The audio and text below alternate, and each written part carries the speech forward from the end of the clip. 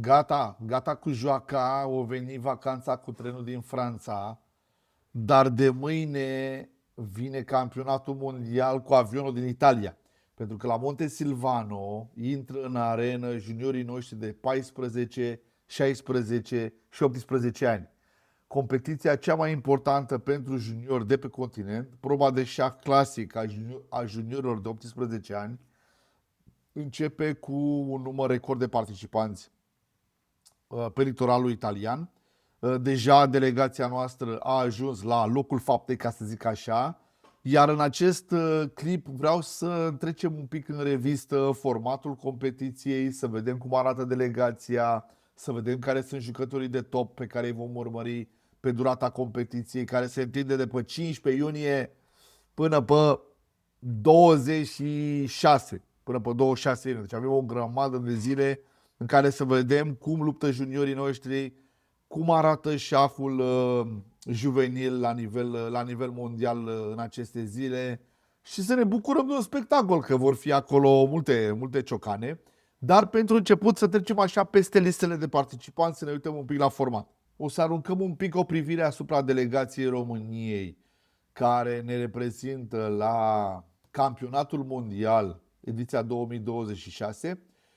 FIDE a împărțit în două campionatul mondial, au zis așa, băi, 8, 10, 12 ani au un format, 14, 16, 18 un alt format.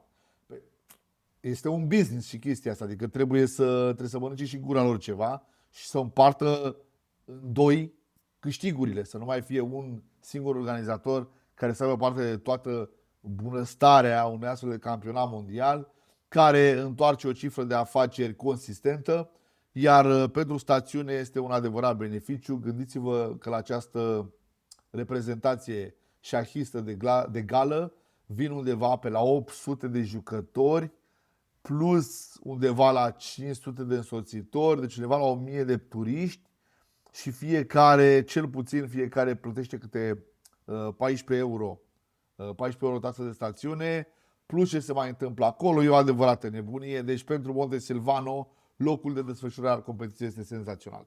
Hai să vedem delegația României. Delegația României îl are ca numărul 1 pe listă pe Filip Mangold. Filip, un jucător foarte solid, concurează la categoria de 18 ani și este unul dintre pretendenții la titlul de campion mondial, pe bune, pe hârtie, real. Cine câștigă titlul la 18 ani primește mare maestru direct, fără norme, fără elo, fără nimic, direct. Bine, e o condiție să treci de 2300, dacă am toată lumea o să aibă, din cei care au șanse la câștigarea titlului. Avem după aceea doi reprezentanți la 16 ani în lista lotului ordonată conform eloului. Îl avem pe Felix Linca, care este chiar favorit numărul 1, și pe Henry Tudor, doi sportivi cu șanse bune, niște câștigători. Felix câștigă cam rar, deoarece el joacă mai mult pentru a câștiga rating și pentru a câștiga norme. Henry a fost și campion, deci el știe ce înseamnă să câștige o competiție de acest nivel. Vladimir Knejev, care a fost foarte aproape de un titlu european anul trecut. Andrei Negrean, multiplu campion mondial. Robert Sava este al 6-lea jucător din delegație, fiul meu. Vă dați seama că în afară de faptul că este fiul meu și am emoții pentru el de fiecare dată, este și cel mai bun sportiv pe care îl antrenez. Și Robert se află la primul lui campionat mondial. Primul. Până acum a jucat 2 europene și ăsta este singurul mondial pe care îl joacă de clasic. Am mai jucat mondiale de la Pis și Blitz. Motivul principal sunt bani. Atâta timp cât bugetele, deci pe el a costat să meargă singur acolo, eu am rămas acasă să fac pregătirea cu el de acasă, nu mai mă deplasez să cheltui și eu bani pe cazare și masă. Este undeva la 12-13 mii de lei factura pentru această competiție. Este foarte mult. Gândiți-vă că el nu joacă doar acest campionat mondial în 2026. Are o listă lungă de competiții.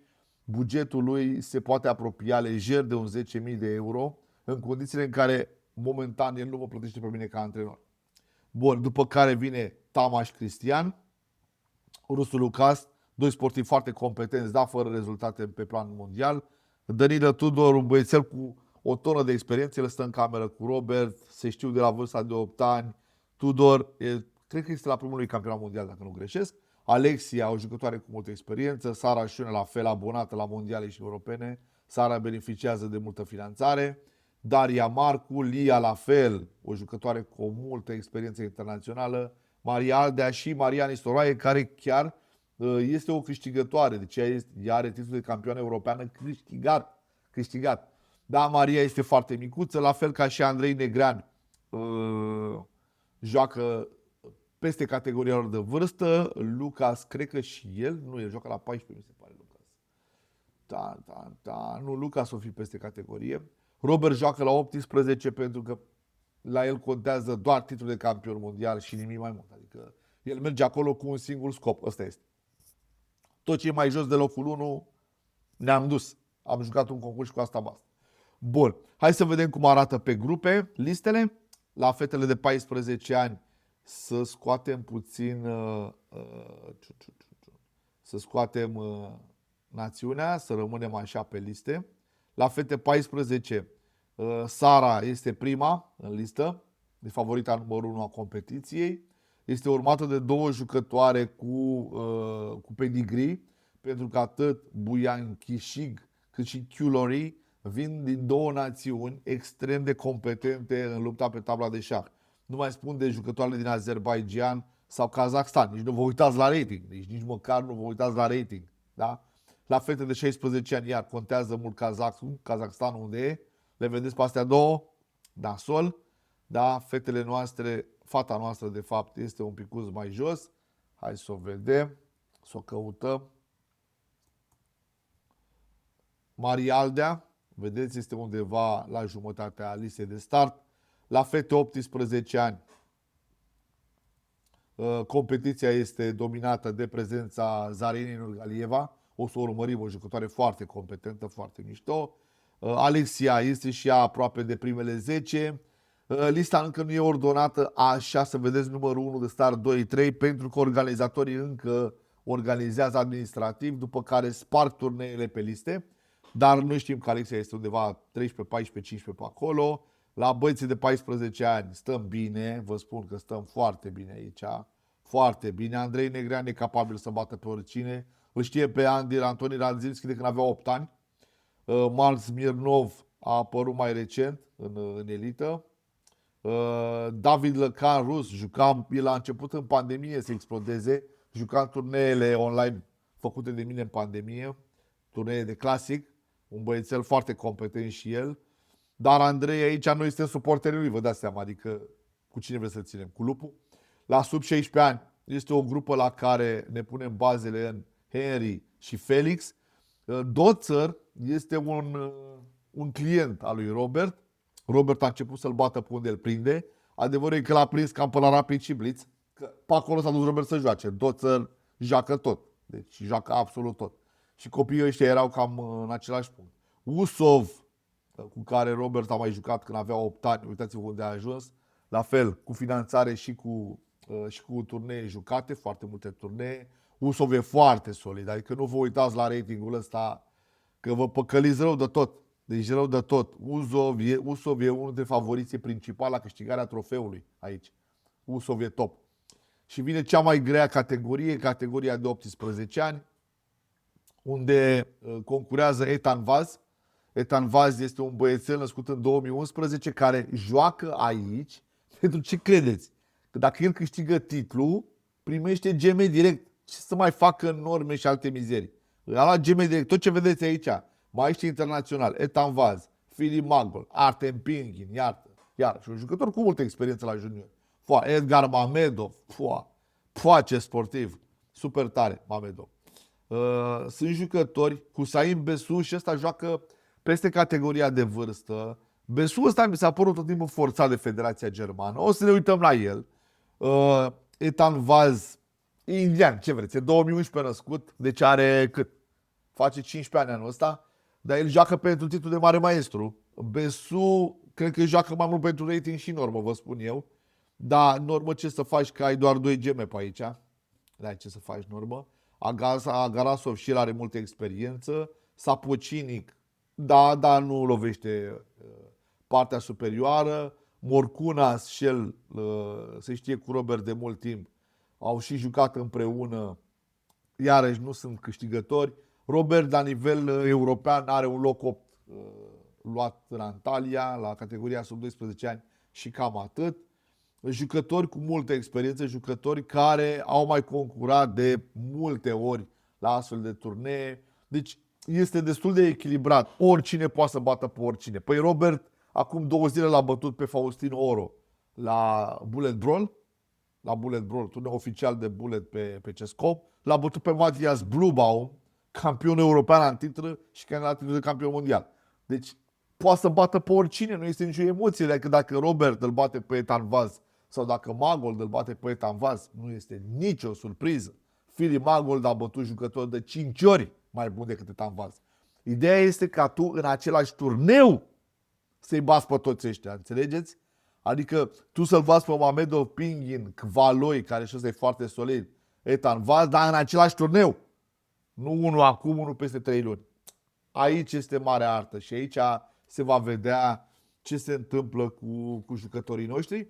Dar până atunci, hai să vedem un pic ultimele partide jucate de câțiva dintre favoriții principali la câștigarea trofeului și o să începem în ordinea inversă de la 18 până la fete 14 ani.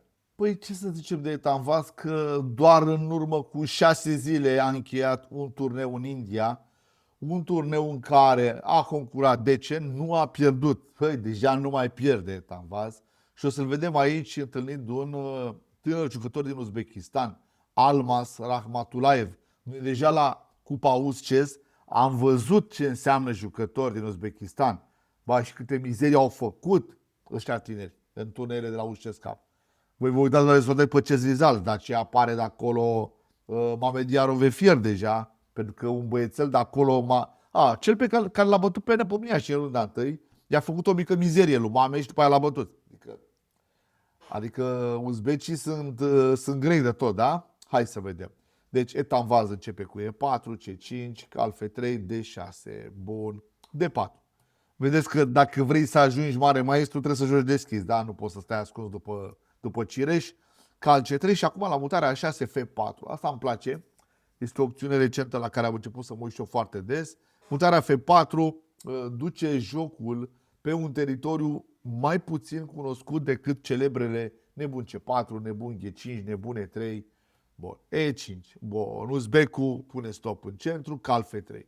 Și în momentul ăsta armata albă a reușit să pună pe tablă frontiera foarte avansată, are un levier aici, perspective foarte bune de dezvoltare și de progres pe flancul regelui. Cal BD7, A4, important să-i luăm expansiunea inamicului, regină C7, A5.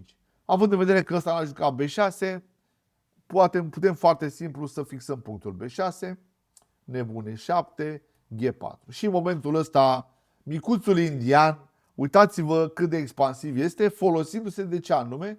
De faptul că nebunul din C8 nu mai e în contact cu punctul G4. Nu mai este. Și acum e nasol. Se încearcă ea la F4, G5. Calul e destabilizat. Ușor, ușor armata neagră pierde din coordonare. Nu s-a întâmplat nimic grav, dar pierde coordonare. Calul din F6 a fost îndepărtat. Punctul de 5 devine accesibil pentru calul din C3. Albul face progrese, nu e nimic senzațional. Regină pe D8. Acum, e aiurea, e greu aiurea. Este greu să spui regina într-o poziție din care poate fi scuipată foarte ușor. Evident că după ce plec din regină ca să apăr punctul F2, da, toată lumea cred că a văzut amenințarea de mat, regina din C5 este oarecum vulnerabilă aici și cred că i-a fost un pic teamă jucătorului din Uzbekistan cum ar arăta lucrurile dacă urmează o dezvoltare așa accelerată și nu prea își găsește regina spațiu. Rocada mică nu se poate face datorită faptului că atârnă pe punctul E7 și poate că nu i-a plăcut. Și atunci a zis, bă, hai regină de 8 să apăr punctul E7. Asta a fost nasol, pentru că după nebunia la F4, rocada mică, nebun G2, armata albă este mult mai bine coordonată.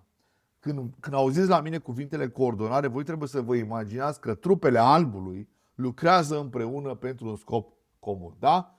cale 5, calea la E7, punctul de 6 devine vulnerabil. Acum a simțit aici micuțul bavarez, micuțul Ethan, a simțit că e momentul să elimine apărătorul cu punctul E7.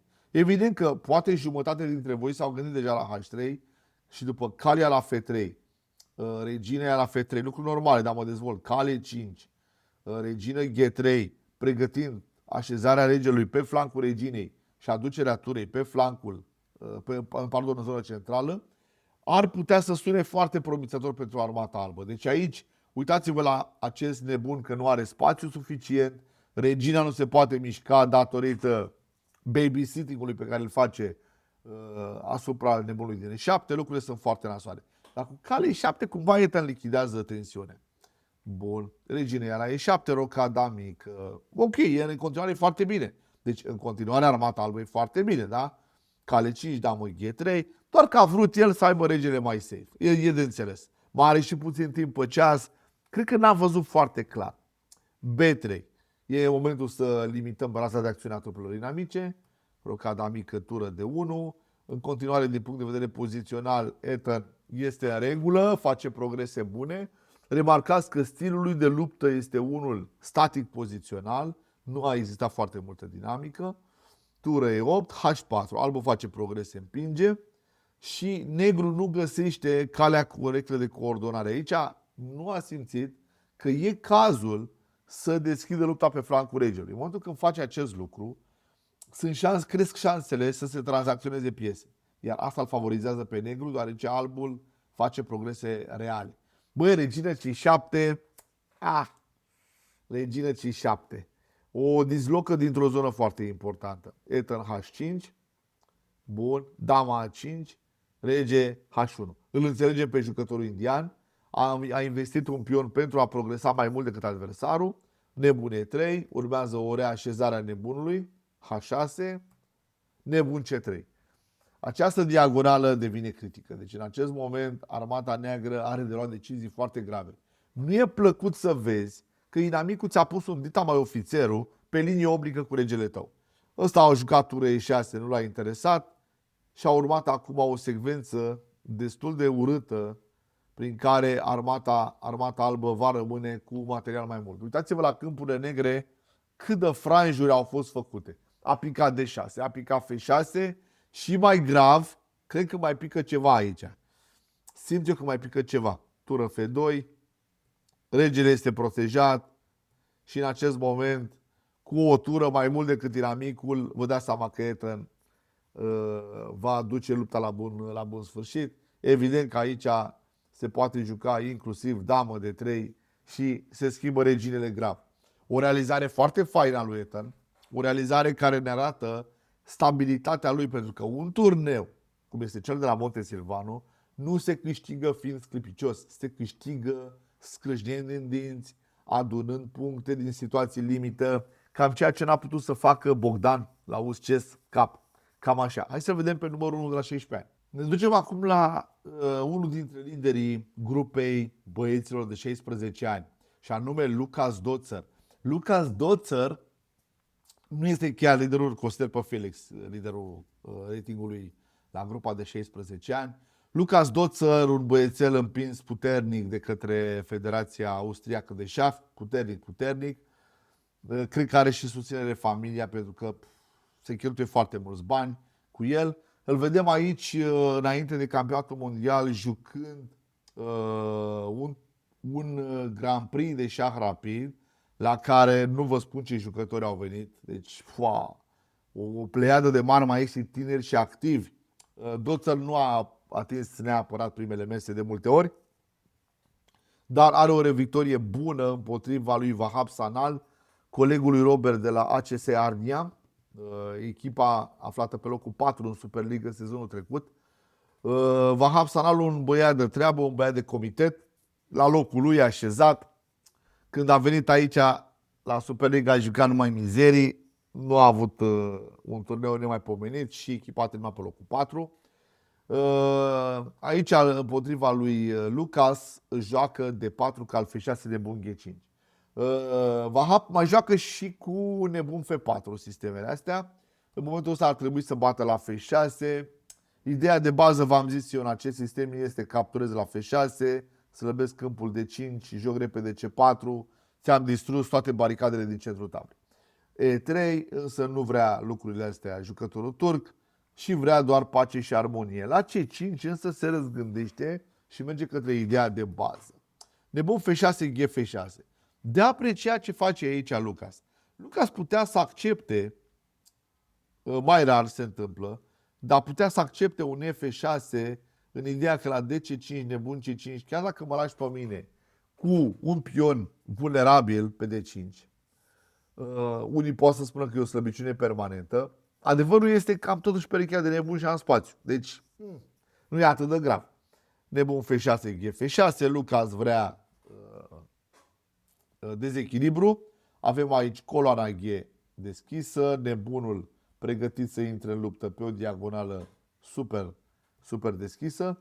C4, urmează schimburi în centrul câmpului de luptă. Băi, și armata neagră, remarcați că are un avantaj mare de dezvoltare.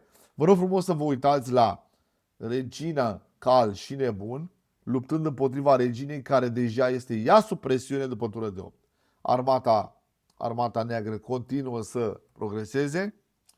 Există aici multe lovituri tactice. Vedeți cum jucătorul austriac se dezvoltă foarte agresiv. Băi, asta a făcut cam tot timpul Lucas de când era mic copil. Are un stil dinamic de luptă. E un stil care însă nu i-a adus titluri. Nu i-a adus titluri pentru că dacă joci tot timpul atât de dinamic, băi, poate de 7 ori din 9 să fie bine.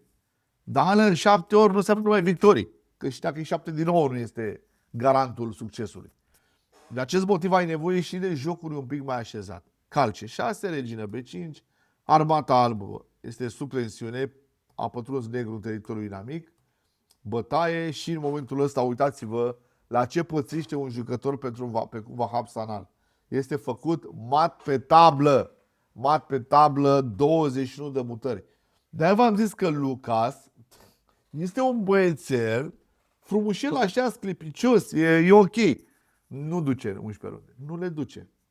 E printre favoriți pe hârtie. Are experiență, are rating, are antrenori. E ok. Dar nu prea duce. Nu prea duce, să-l vedem. Poate ne convinge că, domnule, m-am maturizat.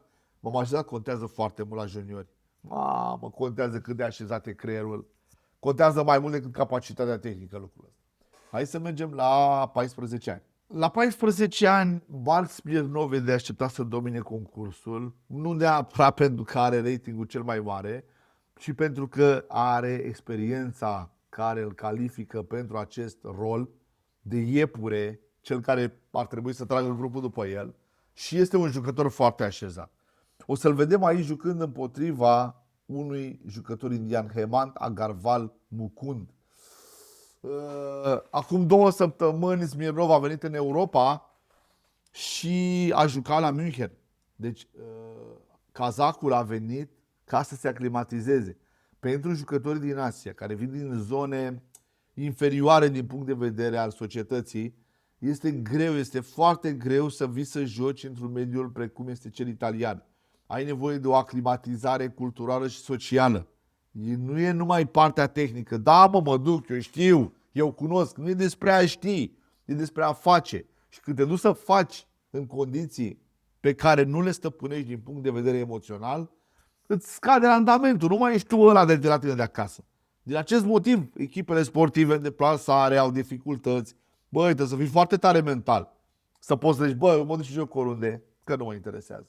Nu e chiar așa. Hai să vedem pe Smirnov ce a făcut într-una din rundele de la München, unde, apropo, nu a concurat foarte bine. Da? E4 Smirnov. Băi, și la C6 H4. Băi, îmi place ideea asta de mor, mă.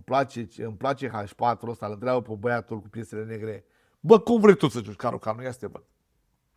D5, E5. Și acum nu poți să mai joci nebun F5.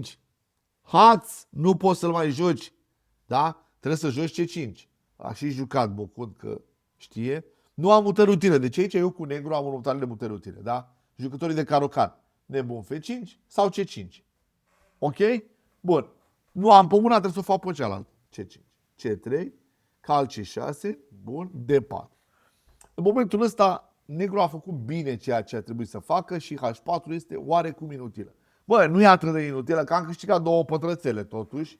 Eventual, poate o să-mi vină și tura în lupta așa, dacă vreau, dacă mă supăr. Da, sunt ok, nebun F5, D la C5. Imediat armata albă speculează faptul că E6 n-a apărut pe tablă și realizează acest dezechilibru pe care jucătorul cu piesele albe trebuie să-l accepte. Deci dacă nu faci acest lucru, să bată în C5, să joace B4, oameni buni, nimeni face nimic ăsta cu negru. În momentul de față, s-a creat pe flancul reginei o situație pe care albul o agrează. 3 pion contra 2. Parcă e interesant, nu?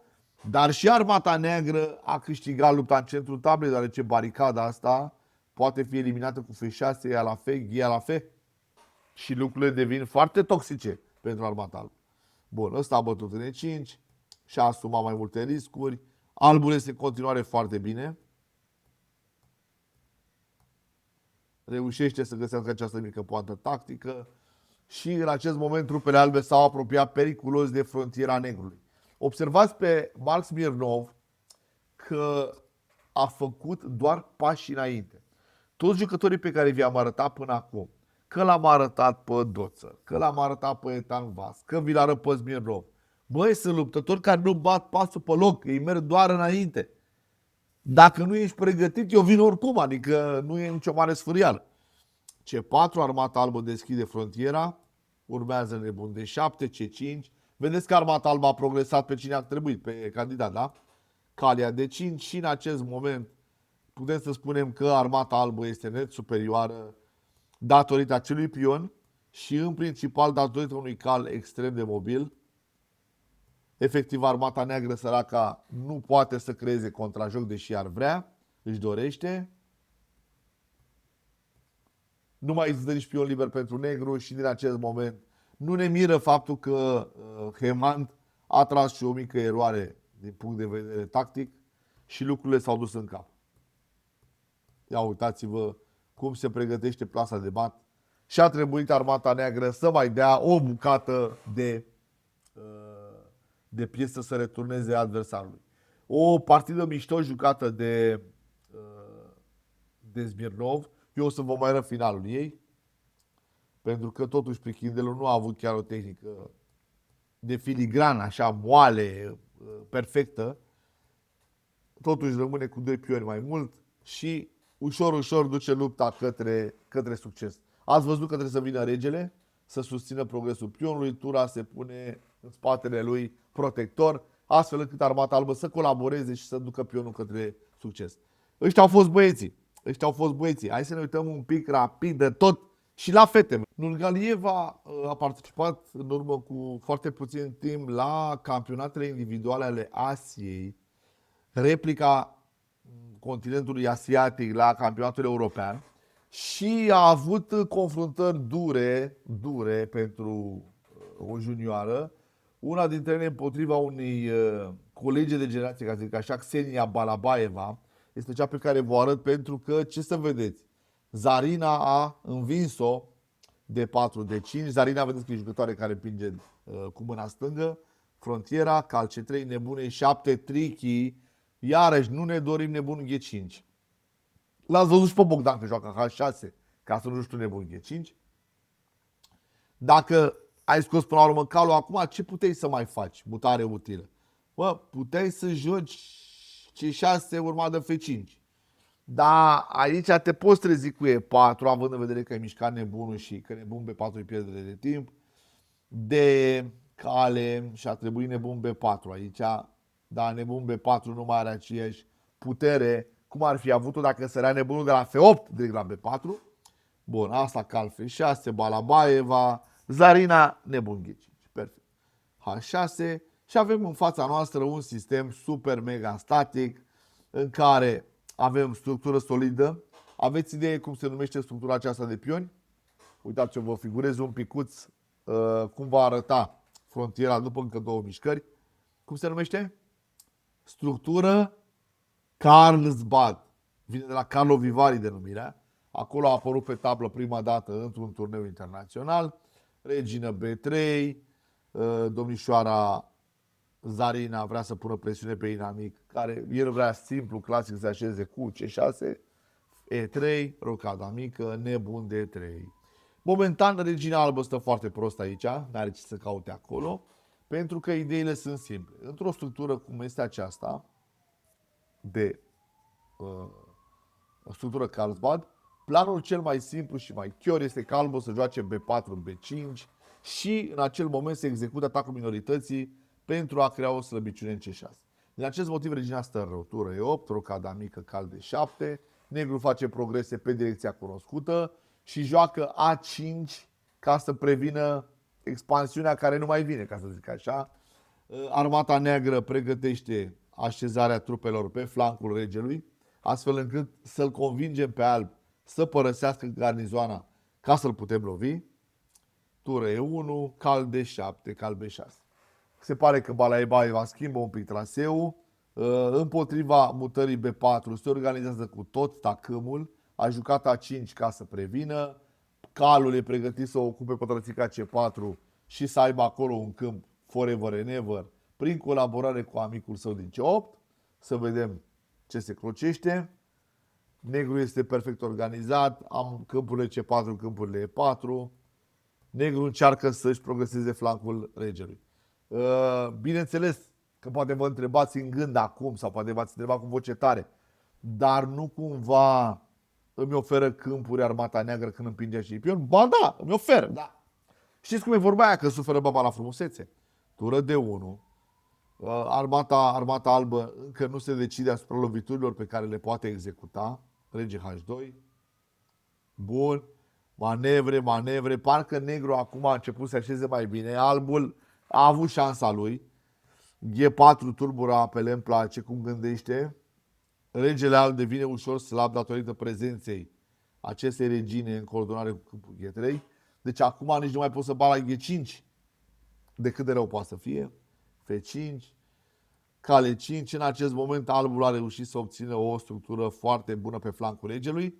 Să vedem cum o va progresa. Regină C3, bătaie. Și se pare că negru își dorește mai mult. Deci senzația mea e că își dorește mai mult și de aia nu va primi nimic.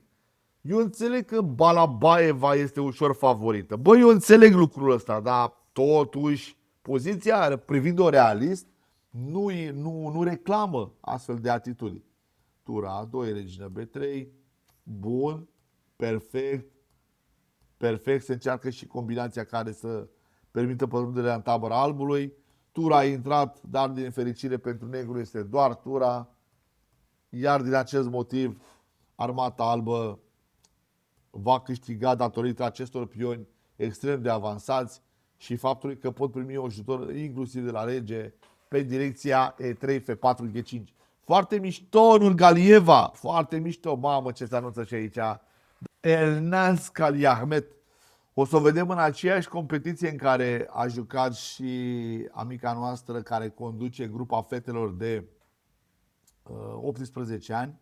O să o vedem jucând aici împotriva unei jucătoare din Indonezia, Laisa Latifa. Cu piesele negre este Elnaz, mă scuzați.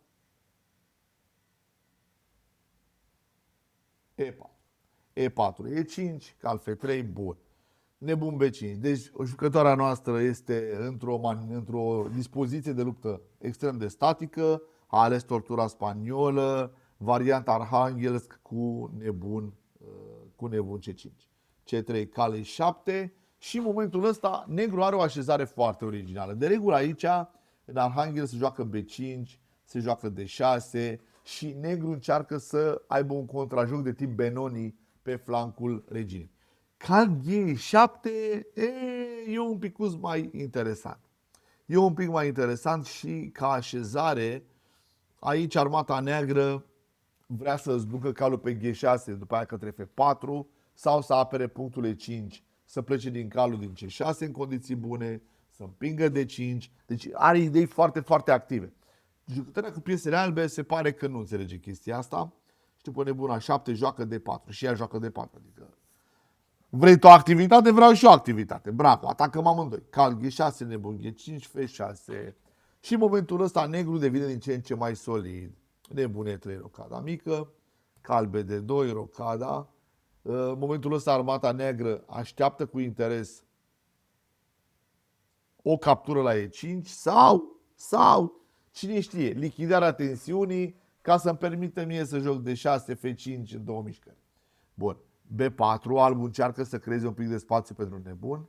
Captură. D5. Ok. S-a putut din prima. Foarte bine.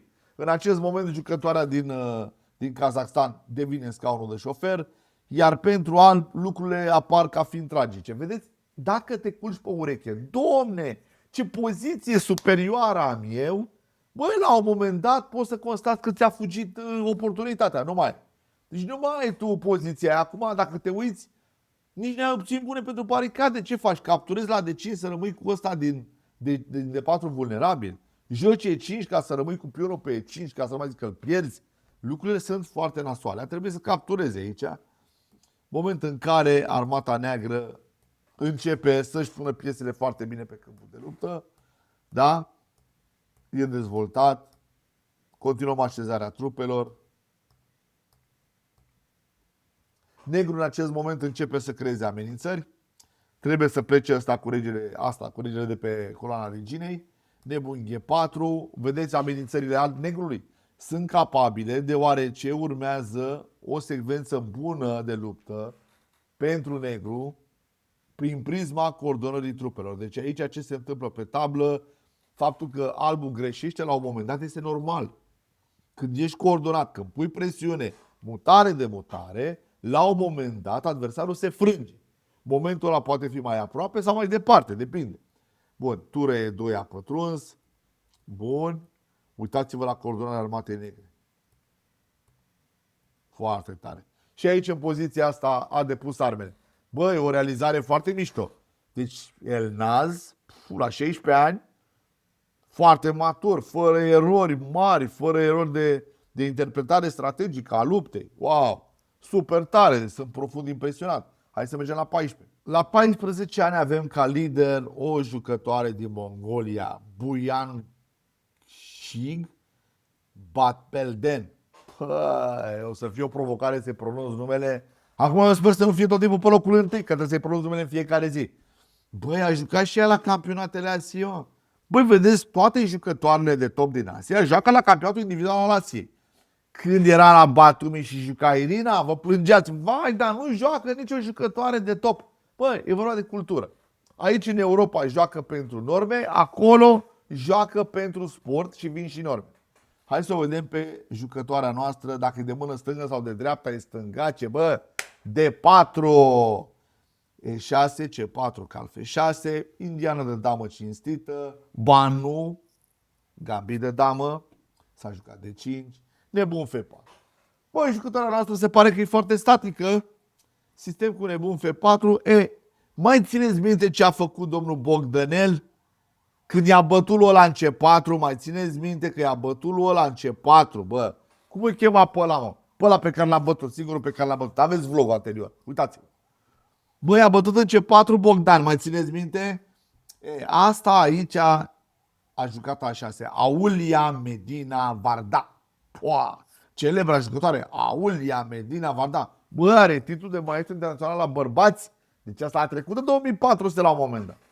C5. Și acum, ups, mult spațiu pentru alb. E adevărat că aș fi vrut să am H3 la pe tablă, vă jur. Dar vine și H3. De ce vreau H3? Pentru că vreau să stabilizez poziția nebunului. Bă, aici armata neagră săracă, îmi pare rău de ea, dar e cam gatova. Adică albul are aici expansiune în găleți. Nebune 2 scoate calul din poziție dominantă, înapoi, în spatele frontierei. Regină C2. Bun, armata neagră încearcă să se mobilizeze și acum poate. Condițiile în care albul se duce către câmpul E5. Păi dacă tu ți-ai fi anchetat calul, duc și eu calul meu către câmpul E5, nu? Am voie? Întreb doar dacă am voie, că poate n-am voie. Bun, cal F5. Armata albă îl dă jos tocmai pe cel care ar putea să pună probleme. Și în acest moment a rămas pe tablă cu o structură extrem de vulnerabilă. Și acum vine cal D3. Băi, la cal D3, întrebarea, vedeți, mă? Băi, a întins o mică poantă tactică. Și acum îi spune domnișoarei Medina Varda. Băi, Medina, bă, tu vrei să iei tura din aur, băi, Medina? Și Medina zice, bă, dar de ce să nu iau, mă? Dacă ăsta este care e problema? Nebun de 4, cale 5. Ok, am înțeles. Păi și nebun e la 1. Păi da, mă, nebun la 1 dacă în joc damă ea de 5. Și ia uitați-vă acum, băi, ce v-am zis eu, măi, oameni buni? Vă rog eu mult, fiți atenți în prima fază a războiului. Fiți foarte atenți. Scopul e să mă dezvolt, să securizez o frontieră, nu să câștig material. Acum eu vă întreb, dacă voi ați fi studenți la arhitectură, și vine cineva și vă spune, băi, fii atent, vreau să întrerup un an de zile facultatea și spune că în anul ăsta vei câștiga 20.000 de lei pe lună. Bă, anul ăsta și atât, o să lucrezi ca asistent al unui arhitect. 20.000 de lei pe lună. Te duci? Păi nu te duci. Cariera ta este mai importantă decât 240.000 de lei pe lună. Cei care își evaluează cariera de arhitect la 240.000 de lei pe lună se duc, iau acel salariu și pierd din cariera de arhitect. Pentru că vor sta un an pe tușă și să presupunem de dragul exercițiului că se vor duce în jos. La fel și acest nebun A1. Ai luat o tură, bravo! Dar acum nu se pare că lucrurile sunt grave. Armata albă e coordonată. Calea de 7. Ușor, ușor trupele negre pierd din control. Degeaba în acest moment au cam ieșit la luptă figurile negre pentru că sunt prea mulți pioni. Are un pion în plus și regele negru este slab. Motiv pentru care va cam ieși și o situație în care negru se gândește cum să nu ia mat. Avem pe tablă un plus de 3 pioni, albul face progrese, reginele dispar și după acest atac dublu este clar de ce jucătoarea din Mongolia este favorită la sub 14 ani. Asta e partidă jucată la campionatul de senioare.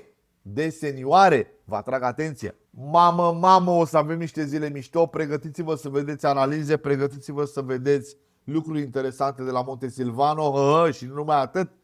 Că la Batumi începe și Cupa Mondială sub 8, 10-12 ani. Și acolo avem reprezentanți. O avem pe Eliza Bădescu. Atunci de Eliza Bădescu. Sau ați auzit? E o fetiță care a câștigat titluri de campioană. E o fetiță foarte mișto, care merge la Batumi să-și continue aventura ei în lumea șahului. Ne vom uita, vom urmări, vom vedea ce se întâmplă și pe acolo. Sunt oamenii noștri, avem grijă de ei, nu? Și dacă sunt la Montesilvano, la Batumi, avem grijă de toată lumea. Până atunci, vă recomand să vă abonați. Am trecut de 1000, am trecut de 1000 de subscriberi. Super tare!